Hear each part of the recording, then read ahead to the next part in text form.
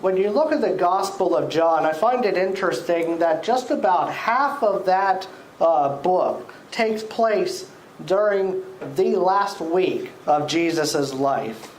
There's a reason for that it's so much weighted towards the end of his life. But first, I'd say that John is probably the one gospel that I would suggest a person read if they just ask you the question, who is Jesus? Read the Gospel of John. And if you don't know who Jesus is, read it again. And read it until you know who Jesus is, because the answer is in there. There's a reason why so much of John focuses on those last 7 or so days of his life, because that is really what tells us who Jesus is. As John the Baptist told Jesus, or called out to Jesus in John 1 at the beginning of the Gospel, the Lamb of God who takes away the sin of the world. But to understand the goodness of Jesus, we then have to understand how bad the world is that Jesus came to save. The Gospel of John does an excellent point of driving home this point by using very dark language. As an exercise this past week, I went through John 12 through 19 or so. And I started making a list of the very descriptive words that are very dark in nature. And I got to the point where I couldn't list every single one. So after I took my list, I narrowed it down. And it proves that there is a shared theme in that gospel. And I think my slide might be a little out of order here. But this is it, and then I'll go back. These are the words that I found. Betray, doomed, Satan, destruction, night, arrested, deny, criminal, burned, execute, hated, crucify, sin, skull, grief, mourn, weep. All of these words keep popping up in about an 8-chapter period in the Gospel of John. And that's, again, just that many chapters. And again, it's not by any means an exhaustive list. There were ones that I cut out because I could be here for quite some time listing all these descriptive words. This is the kind of world that Christ entered into, and yet despite that, the gospel still ends on a positive note. And we'll get to that a little bit later. I'm sure we've all had those days where things seem to be going well, but all of a sudden you get bad news. How about the opposite scenario, though? Do you ever recall a time in your life when things looked very bleak but turned out well? Sort of like what was shared this morning with Jim. He went to the doctor and found out it wasn't as bad as he thought it was. And this is very interesting because when I wrote this several days ago, maybe you go to the doctor to get tests done because you don't feel right and you're thinking the worst, and then the doctor walks into the room and he says, "Good news, it's not cancer." I love stories with a happy ending, and that's what the Bible is for us. It is a story with the happiest ending of all, and that's what we'll look at on this Easter morning. We'll go to the Gospel of John, chapter 20, and I'll flip back to get my slides in order now. And we'll read the first 18 verses. It's a bit here of a passage, but it all flows together. So we will, again, read from John 20, verses 1 through 18. Words of the New King James Version are on the screen, which is the same as your pew Bibles. Now the first day of the week, Mary Magdalene went to the tomb early while it was still dark and saw that the stone had been taken away from the tomb. Then she ran and came to Simon Peter and to the other disciple whom Jesus loved, and said to them, "They have taken away the Lord out of the tomb, and we do not know where they have laid him." Peter therefore went out and the other disciple and were going to the tomb. So they both ran together, and the other disciple outran Peter and came to the tomb first. And he, stooping down and looking in, saw the linen clothes lying there. Yet he did not go in. Then Simon Peter came following him and went into the tomb. And he saw the linen cloths lying there, and the handkerchief that had been around his head, not lying in the linen cloths, but folded together in a place by itself. Then the other disciple who came to the tomb first went in also, and he saw and believed. For as yet they did not know the scripture that he must rise again from the dead. Then the disciples went away again to their own homes. But Mary stood outside the tomb weeping. As she wept, she stooped down and looked into the tomb. And she saw two angels in white sitting, one at the head and the other at the feet, where the body of Jesus had lain. Then they said to her, "Woman, why are you weeping?" She said to them, "Because they have taken away my Lord, and I do not know where they have laid him." Now when she said this, she turned around and saw Jesus standing there, and did not know that it was Jesus. Jesus said to her, "Woman, why are you weeping? Whom are you seeking?" She, supposing him to be the gardener, said to him, "Sir, if you have carried him away, tell me where you have laid him, and I will take him away." Jesus said to her, "Mary." She turned and said to him, "Rabboni," which is to say, "Teacher." Jesus said to her, "Do not cling to me, for I have not yet ascended to my Father, but go to my brethren and say to them, I am descending to my Father and your Father, and to my God and your God." Mary Magdalene came and told the disciples that she had seen the Lord, and that he had spoken these things to her. May the Lord's blessing be added to the reading and hearing of his holy word. You may have read these verses many times during your Christian life, but I wonder if we really truly understand what's going on here. What I'm getting at is that there is such a turn of events that was not expected by those who were actually living out these events. And I'd like to highlight each day previous to this, beginning with last Thursday, for instance, again in the context of John 20. That's the day that we know now as Maundy Thursday. That's when things got really dark. As Jesus holds the Last Supper with his disciples, he includes Judas Iscariot in this, who he knows to be his betrayer. Jesus teaches his disciples some last-minute things before he is handed over to the authorities to be tried and convicted. And then the supper results with Satan entering into Judas, enticing him to follow through on the plot to betray Jesus for 30 pieces of silver. Later, Jesus asked his disciples to remain in prayer for him before things start getting real, as they say. But they keep falling asleep, and Jesus gets visibly upset with them, and he rebukes them. Later on, Peter loses his cool as he cuts the ear off of a guard who comes to arrest Jesus. Jesus rebukes Peter for his actions and picks up his ear and miraculously reattaches it to the man's head. The emotions of the disciples, we can see, are kicking in at this point. They are feeling threatened. Maybe you've heard of the fight or flight response. When a person finds himself in a threatening situation, certain hormones kick in, and you sort of get an energy rush. And all you're really concerned about at that point is preserving your life. In that situation, you're not always thinking straight either.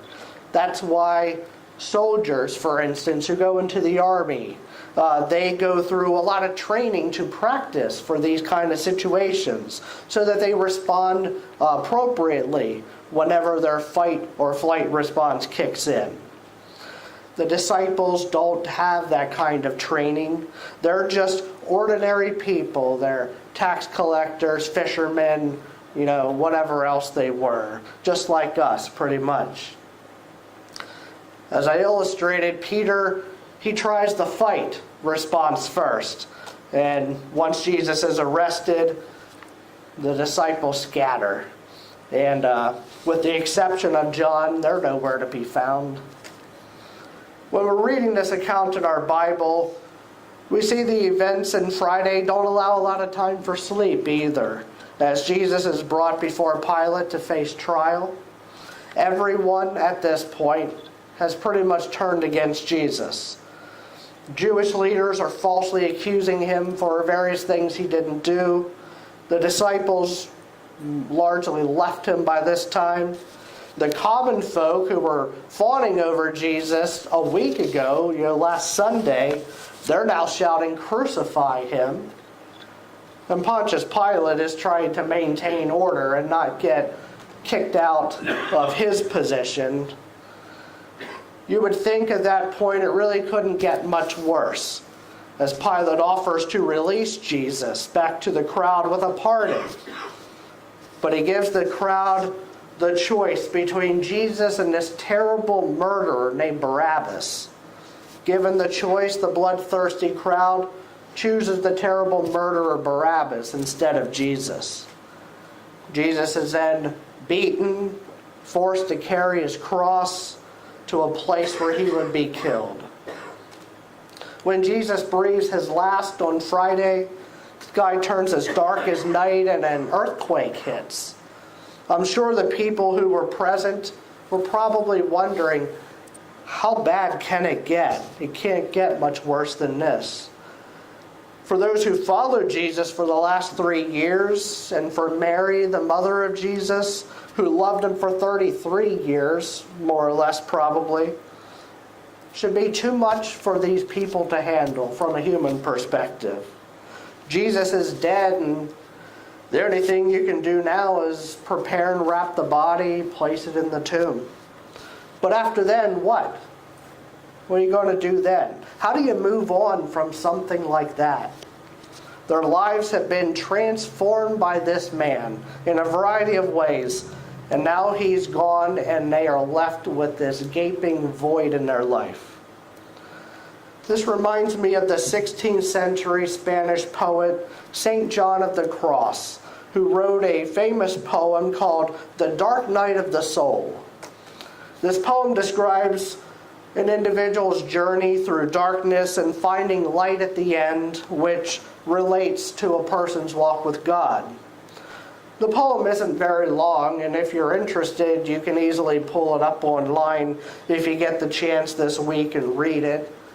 The title of the poem has become an expression that people have used in the years since then to refer to a time of severe distress in their own lives. Maybe it's dealing with the death of a loved one. That could be a dark night of the soul for you. Or maybe you're dealing with a disrupted relationship. Maybe it could be where you're just questioning your whole purpose in life. All of these things could be a dark night of the soul. And I'd say if there ever was a dark night of the soul, the disciples were certainly enduring one on Good Friday. This certainly isn't the only dark night of the soul that we encounter in the Bible. I'll share one more with you at this time. Maybe you remember the story of Abraham, who was called to sacrifice his son Isaac. God was testing Abraham's faith, and it wasn't an easy task. From our perspective, maybe we struggle, we probably do from time to time, if we truly hear God speak to our hearts, and let's say He urges us to start a conversation with a stranger. Share the gospel with a stranger, maybe at a doctor's office. Just start talking to them and see where the conversation goes. And you're debating, should I do this? Is this God telling me? Or whatever. Oftentimes, those kind of situations, they're over in a couple minutes. Either the person is called back to the doctor, or you did actually do what God told you to do, and you started the conversation, and you have to part your separate ways at some point anyway. That's not the case with Abraham and his situation. When God spoke to him, the thing he told him to do was going to take a lot of preparation. Abraham knew the finality of killing his only son. And he knew that it was going to greatly complicate the promise that God clearly made to him years ago that he would make him into a great nation. How is that going to happen if Abraham goes and kills the legitimate heir? Abraham had time to think about that and agonize over that while he's chopping wood to take along on the trip. He had more time to think of it whenever he was on his 3-day journey to Mount Moriah. Abraham had some more time to think of it when Isaac questioned his dad, Abraham, about his intentions. Where are we going to find, where's our animal for a sacrifice, Dad? Not expecting Abraham to say, you're it. Oftentimes in our lives, the dark night of the soul isn't just one night or one day. These are experiences that tend to linger. As we see with Abraham and with the disciples of Jesus, it wasn't over on Friday. Takes us to Saturday, day after Jesus is crucified. Saturday was the Sabbath day. They do no work. I find it interesting that the Bible doesn't tell us a word about what happened on Saturday. I said earlier, John's Gospel spent so much time in the last week of his life, and they don't even mention, the next to the last day of the last day of the week, but the one they talk about. I think that's because they really don't have to tell us a whole lot we can't figure out. The disciples are mourning their loss. They're probably trying desperately to make some kind of sense over what happened. That was Saturday for them. Very dismal, I'm sure. But have you ever experienced that? Where you're dealing with a situation that it doesn't make sense and you're just struggling with this hurt. These things happen every single day to people. True story, back in 2006, Army Sergeant Jared Monty died in Afghanistan trying to save a fellow soldier in battle. His bravery earned him a posthumous Medal of Honor awarded by President Obama. Naturally, Jared's father, Paul Monty, had great difficulty getting over the loss of his son.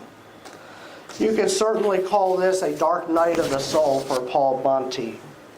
The news outlet NPR, at a later date, did an interview with Paul about the loss of his son, since his son was a national hero, dying in the line of duty for a fellow comrade. Paul told NPR how he keeps the memory of his son alive by driving his son's pickup truck. He says that in his truck, it feels like his son is still there with him. Through a series of events, a woman named Connie Harrington heard this interview on the radio on NPR. She's a songwriter. She thought, that sounds like a song. She collaborated with 2 other songwriters to put the story of Paul Monty to music.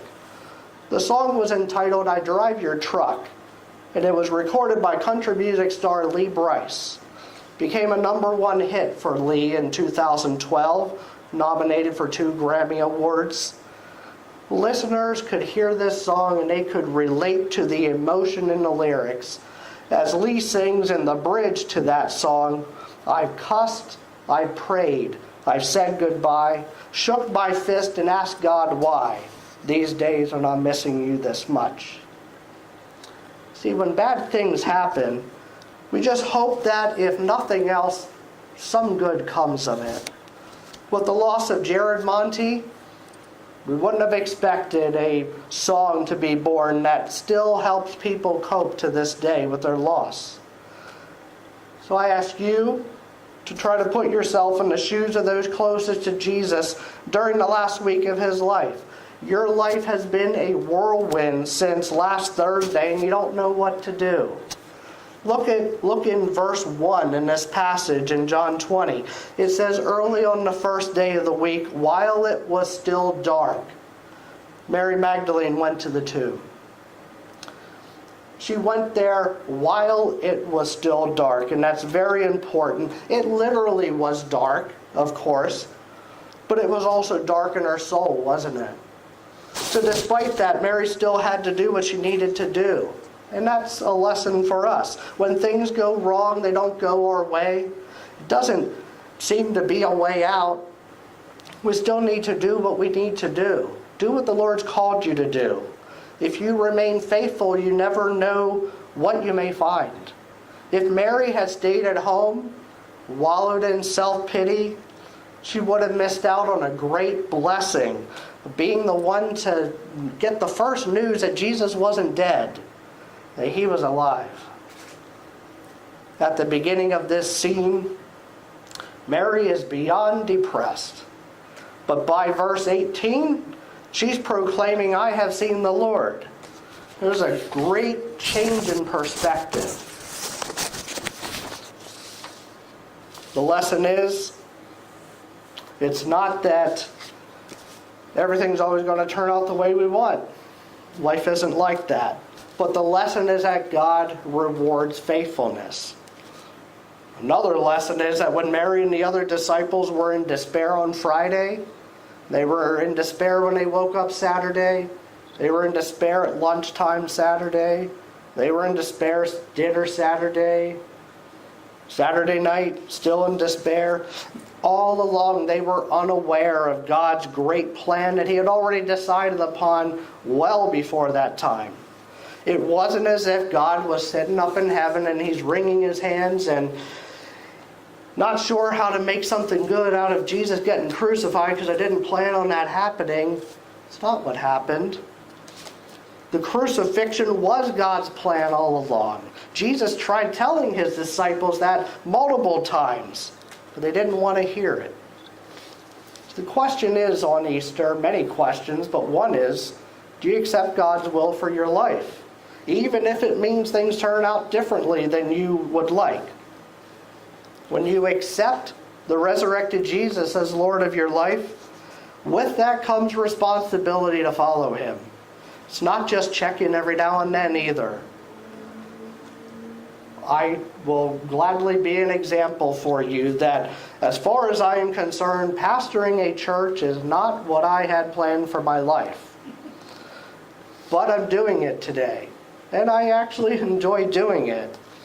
God has opened up for me so many different opportunities since I've agreed and stopped fighting him about this that I never would have believed it. And he has rewarded my faithfulness. So I'd like to leave you with the perspective that sometimes an uneventful Wednesday can lead to a very dark and confusing Thursday. And that Thursday, before things get better, they get worse on Friday. And Friday rolls into a dark Saturday, and you're wondering how much longer is this going to last. But sooner or later, it may not be Sunday, maybe it is Sunday, it was in this case. If you have faith and the energy to go to Jesus while it's still dark in your soul, you may just see that things weren't as bad as you thought they were. Maybe he had something else in mind. Maybe another perspective that he opens up to you will be what you need.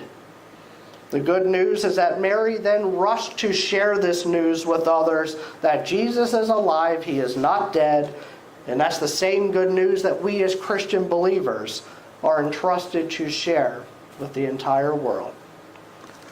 Let us now bow our heads and close with a word of prayer.